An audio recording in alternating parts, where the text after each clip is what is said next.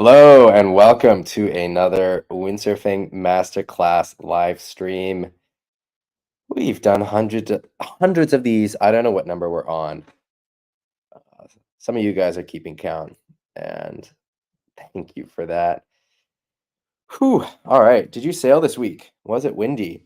I did not sail, so I've still been recovering from my little head injury.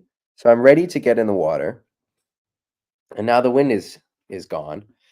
So we'll see if I get in the water before I go back to Europe.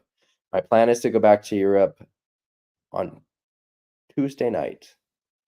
Tuesday night. So I've got a few more days. There's a little bit of rustling in the trees today. So maybe there will be some wind. I'm not sure. We'll see. We'll see what I get.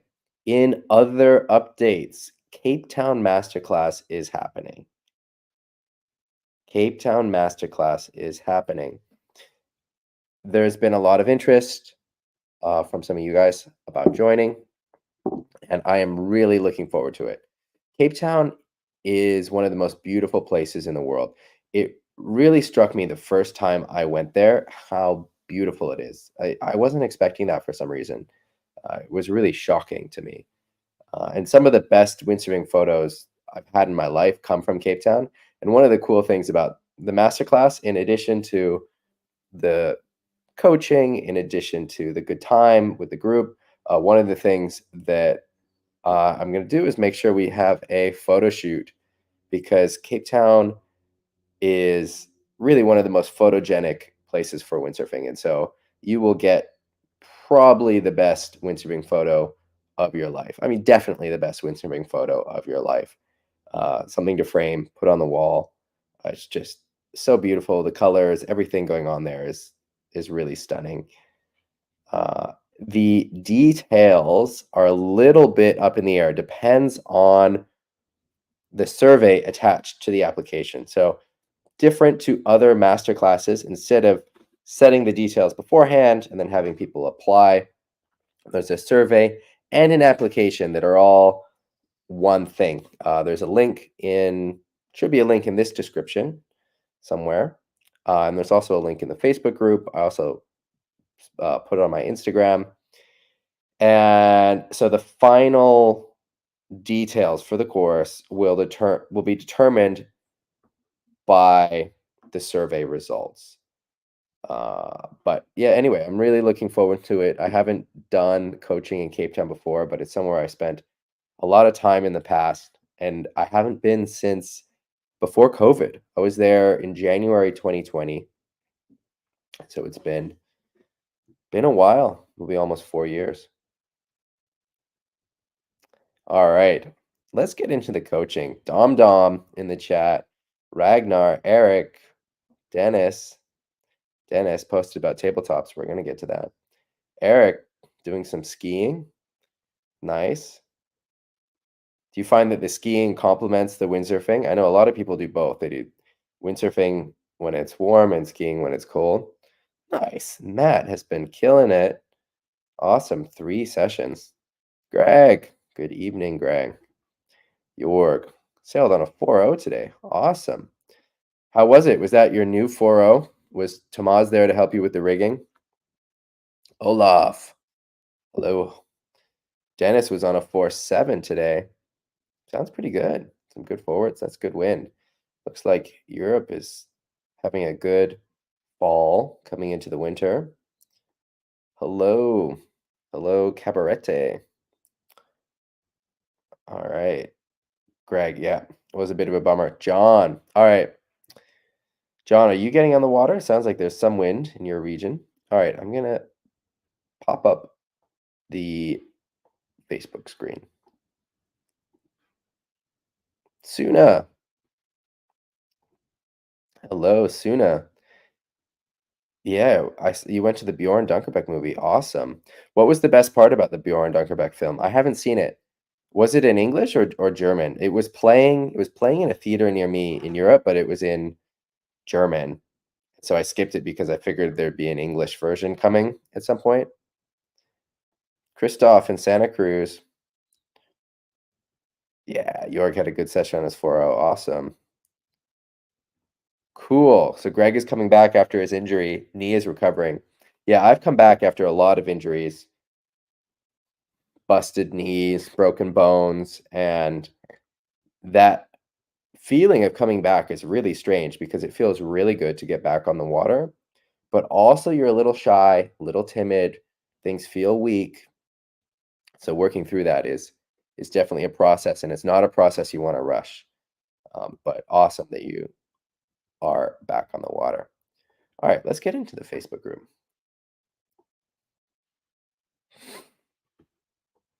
All right, first up, we've got this here. I can adjust this. We should get a little bit more real estate there. Yep. Cedric. Good to see you, Cedric. All right. So first up, Dennis on tabletops. So Dennis has been working on his tabletops and sharing that progress in the group. So we've seen his progress and getting these tweaks. I mean, that is a very tweaked tabletop. And I love to see it. Look at that. The nose is pointing back to the water. You're like beyond the table, like flat table position. Love to see it. This is such a big progression from where you were a couple years ago when we started posting about these. So I would love to hear, and I know we've already talked about this, but I would love to hear, Dennis, in the chat. Can you let us know what helps you get to this tweak from where you were before, and maybe in a way that it could help other people? All right. While we wait for Dennis to reply, I'm going to answer Dennis's question. So his question is that for the vertical ramps, he gets height and the sail remains horizontal, and he tries to pull his body up, but the tabletop doesn't get as nicely tweaked. With a more gentle wave, he's able to get more tweaked, but he's not getting height, and then he's often crashing because he's not getting everything back around in time. So he's trying to go somewhere in between. So interesting comment. So there's a few things that are revealed from here about the tabletop that are maybe kind of sneaky that you wouldn't otherwise know. So the trick for doing more tweaked tabletops is actually to have the sail more vertical. And so if we see the angle of the mast to the water, it's pretty vertical, right? We can tell from where the horizon is compared to this one where the sail is a lot more horizontal.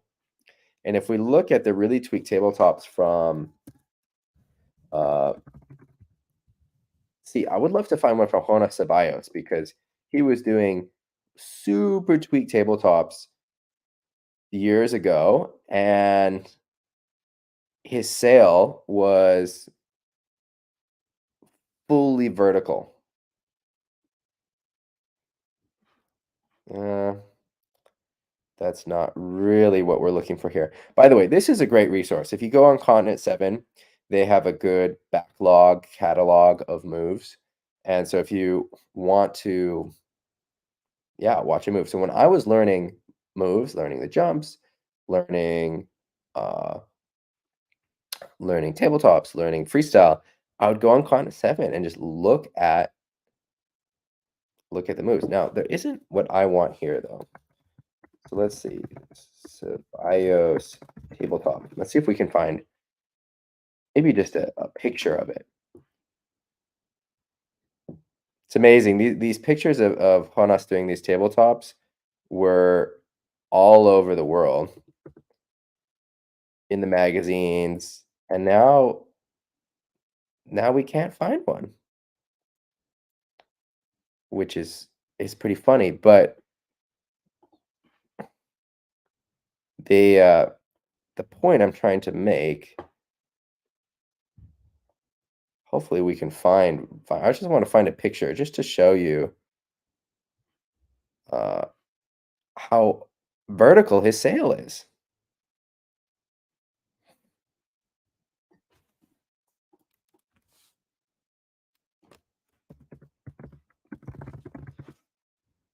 All right, we might not be able to find one. So here's an example. It's a one-handed example, but it's an example from Victor And you can see that the sail's pretty upright there. But all right, I'm gonna have to do some research and find some of these old photos of Jonas doing these super tweaked tabletops. They broke the internet. I mean, there was not really windsurfing internet much back then. It was more the magazines. I remember I was with there was a photo sequence of one of these Jonas Ceballos tabletops, and it was a two-handed tabletop. It wasn't a one-handed tabletop. And I was at Hokipa. I must have been this would have been around 2003. So I was like 14 years old, and I was hanging out with Robert Terry Tahau. And those of you who have been in windsurfing long enough know who Robert Terry Tahau is. And if you don't know who he is, you should look up some of his crazy stunts. So he was one of the big pros back in the 90s, and he did just the most insane stunts. He would hit the lip at Jaws and fly 60 feet in the air. He was doing stall double forwards in the late 90s. Like, he was just way ahead of his time and just such a charger.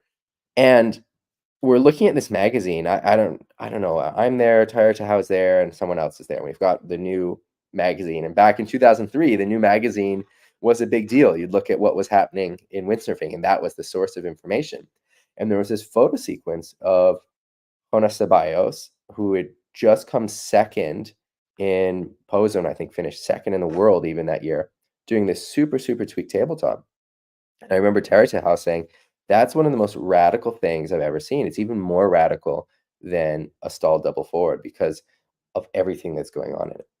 Anyway, the point I'm trying to make is the sail needs to be vertical to get that extra tweak around it. And if you think about why that is, because you're traveling around the mast, and Dennis, this is going to get to a point for you. I know this, I'm kind of rambling, but the reason I'm rambling is because there's a lot of complexities here, but if you break it down, it's actually pretty simple. You're trying to travel around the mast. If the sail's horizontal, you're fighting gravity to travel around the mast. If the sail is vertical, you're not. So it's just easier to get around the mast, right? So what we need to do here is get your body more around the mast. So you can still do it with the horizontal sail, but then you need to be trying to get around the mast. Remember, the body travels in sort of a C motion around the mast. You're curving around the mast. And so the other main difference between these two photos is where your body is in relation to the rig. And I think from your description, it sounds like you're pulling yourself to your sail. But in fact, what you want to be doing is sort of throwing your body in this C around the sail. So you want to be, in order to get more tweaked, you don't want your body under the sail. You want your body outside of the sail. So if we look at this picture, the body is here, not under the sail. And in this one, the body is under the sail, and that limits your ability to tweak the move.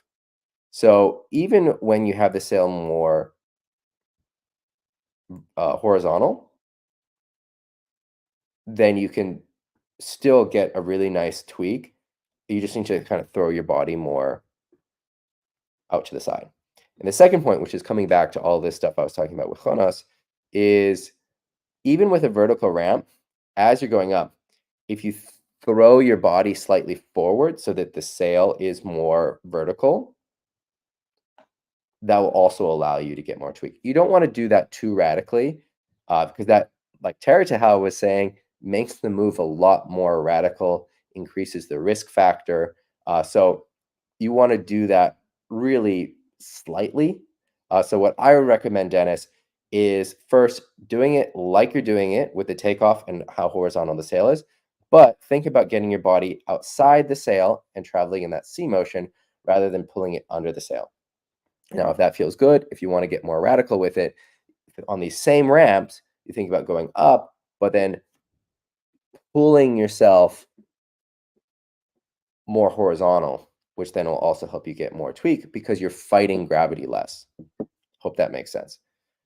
So Dennis is saying that what he's trying to do is to touch the mast with his hips and then extend his legs, and that's how he gets the full tweak. But he can only do it if the ramp is not too steep. and then he often crashes because he doesn't go high enough. So, Dennis, does what I just said make sense? I said a lot of things, but the two main things are you want to get your body around the sail, and then the more vertical the sail is, the easier it is because you're fighting gravity less, but also the more radical it is. All right, next up. Oh, yeah, we just talked about this. So if you want to join me in Cape Town, the Cape Town Masterclass, fill out this application/survey. So it's application and a survey all in one, and that will determine who's in the course and the details of the course. All right, next up, Cedric was asking about a Quattro Cube 95 liter, and there's a lot of good comments. I think you should get the board. I think you should get the board. Sounds like a good board. It will help your progress. So Cedric has been on three actually master classes with me, in-person master classes, and so I know his progress and his gear setup. And I think getting a good wakeboard like the Quattro Cube. This is an older one. You can see this is like almost 8 years old, but it's going to be a solid improvement for you and what you're on. It's going to help improve your riding. Having the right gear is really important. Now, if you already have a bunch of good waveboards, you maybe don't need another good waveboard. But when you're growing as a wave sailor and getting your first board quiver set up, those first few boards are really important. And this will help a lot. All right, next up, we've got a post from Hans about back loops. All right, let's just go through the photos and then the video. Does that make sense? Taking off. All right, so there's a lot of spray here, which means that there's some kind of weird contact going on with the lip. Maybe you're taking off like through the white water, which can be something you have to do. All right, going up, coming down. So it's hard to tell exactly where you're looking, Hans. And so I can tell that you're looking over your shoulder, but it doesn't look like you're spotting the landing, right? You're looking up to the sky. And so you want to be looking where you're going to land. And so really getting your shoulders, your head, everything twisted around so that from the highest point in the back loop, you are actually looking for a place to land. And you can steer yourself in the air to that spot.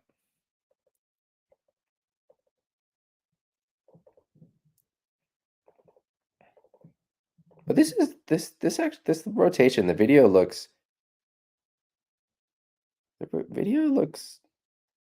good.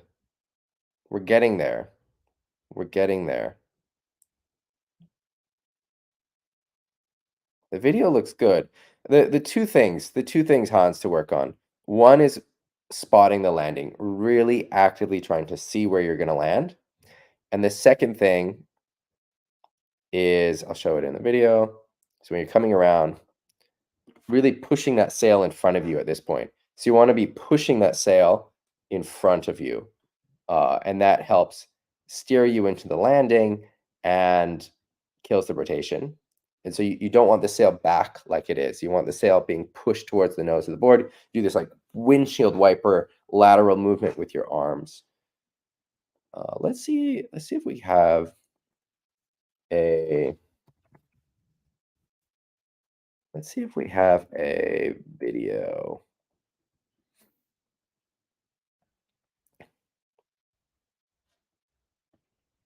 Let's see if we have a video.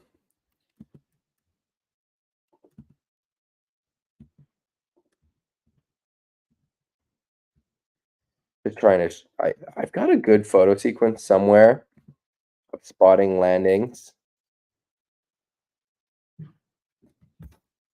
Let's go back to Connet 7. Connet 7 is such a good resource. All right, back loop, Connet 7. Archives. All right, let's see. Oh, there's a backlit from me. I didn't even know this was on here. All right, let's see if I spot my landing. Can you see my head? Can't see my head that well. Let's go back and look at the videos and see if we can find one where you can see it really, really clearly.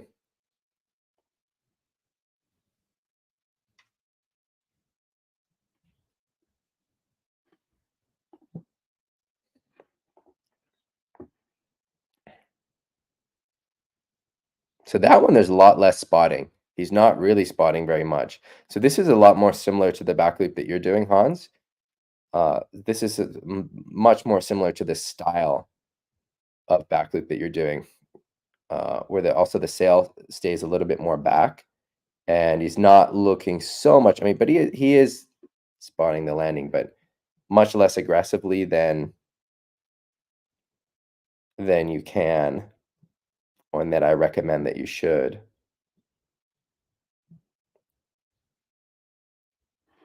Let's see this one from Morgan.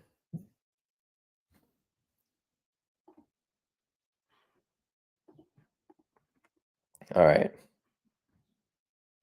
Yeah, we also can't. So there you see the sail movement. So you see here he pushes the sail forward towards the nose of the board, and that really helps.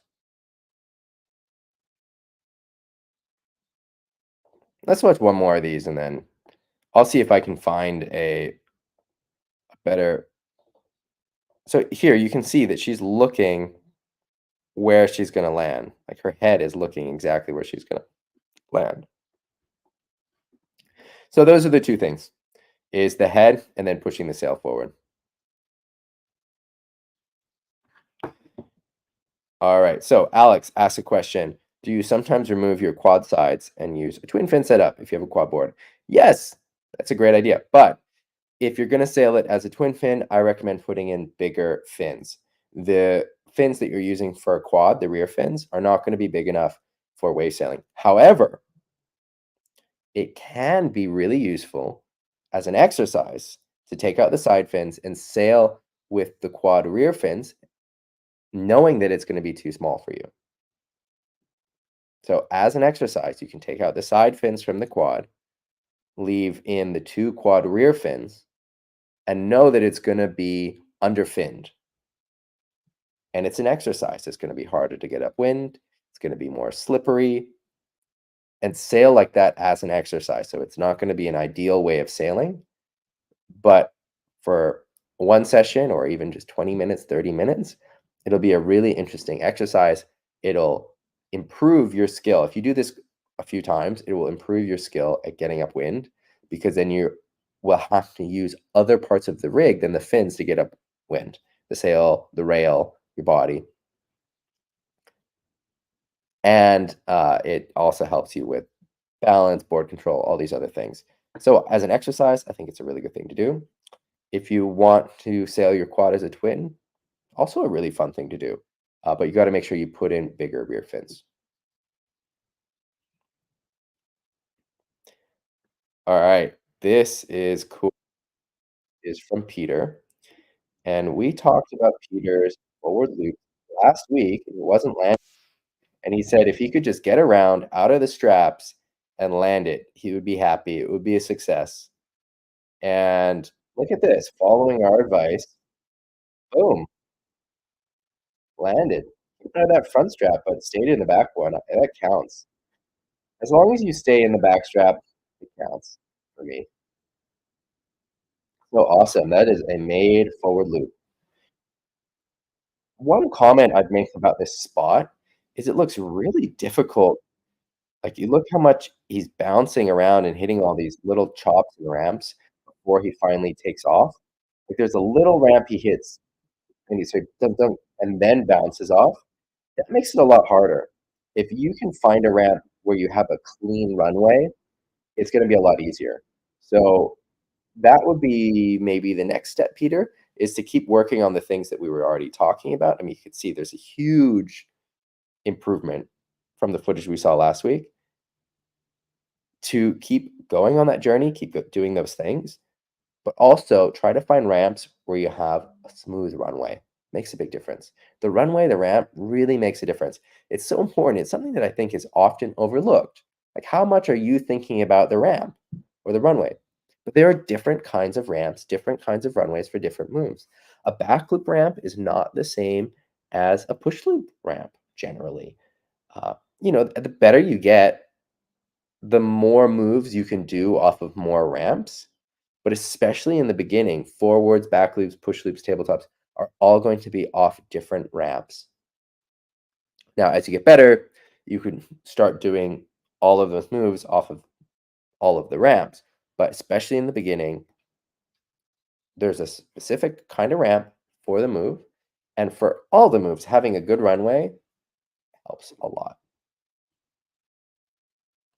All right, so Alexis, speed in onshore sailing. So he sails in onshore with tons of chop, and he wants to go slower to protect his knees. And so he's often half planing and only sheeting in for turns and jumps.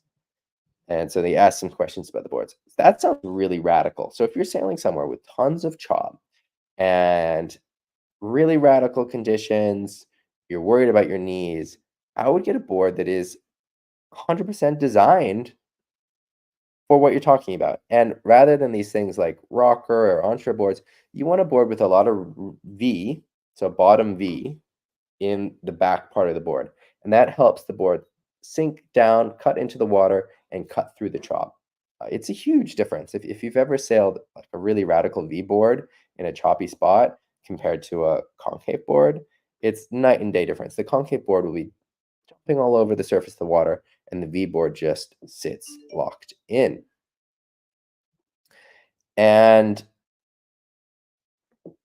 where do you get a V board? So I would recommend, this is so specific. So I love my taboo boards, and they're really great for all over the world, the taboo to curves. For more specific purposes, so if you have a really specific purpose like this, a custom board is going to be better. And the two options that I gave are the Carlos Sosa shapes. And you can find used boards of these as well, or buy directly from them. Are designed for pozo. You can write them, talk with them, say that you want a V board, something with a lot of chop. He used to shape for Bjorn Dunkerbeck. These boards, there's a lot of Moritz Mauk, I believe, is using them now and ripping on them, so they seem to perform really well. As in addition, they're made in pozo, which is really windy, really choppy. Also, Killerfish, also made in pozo. I have less experience riding those boards. I don't have any experience riding any of these boards, but I've seen less people riding them. I mean, you see a lot of people in Pozo riding them. I just know a little bit less about the boards. I know that Carlos Sosa does make heavy V boards because of the Pozo chop. Anyway, I would just get one of these boards. I mean, or go to Pozo, try it, see if it makes a difference for you, especially if you have pain in your knees. So I think that it makes sense. All right. So we are caught up on the Facebook group. If you're just joining us, I will be doing a masterclass in Cape Town in January. Now, the details of that masterclass are going to be decided by the applicants. So there is an application/survey. There's a link somewhere here. There's a link in the Facebook group. There's a link on my Instagram. So if you're interested, go through, fill out the application. Key point. There's a deadline. The deadline is in about 24 hours. So the survey's already been up for, I think, a couple days. Deadline is in 24 hours. At that mark, applications are closed. Applications might open up again, but then the details will be set.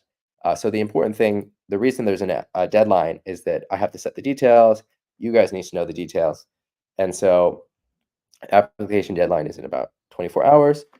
At that point, I'm going to go through all the applications, come up with the details, and accept people. You'll get an email confirmation.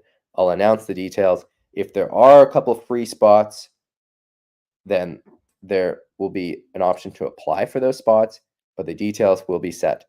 So if you want to apply, if you want to make sure that it fits you, because the details include the dates, uh, at the moment, it's looking like it's going to be somewhere in the week, the 20th of January to the 27th of January. That seems to be where there's the most interest, and it works as well for me very well. So that seems like the time period. But again, the details are going to be determined by the applicants because I want something that works for everyone. All right. You guys have a good week. I hope it's windy. And I will see you next week, Sunday. I will probably be in Europe, in the dark winter of Europe. I've got a month in Europe before then, going off to Cape Town. And I don't know if I'm going to get in the water. I don't think I will until Cape Town. Yeah, I've done some windsurfing on the Baltic Sea, and yeah, it can be fun. It can be good, but it's also really cold. And I might just take a little break and then enjoy Cape Town. All right. I will see you guys next week, Sunday. I hope it's windy. Take care. Goodbye. And have a good week.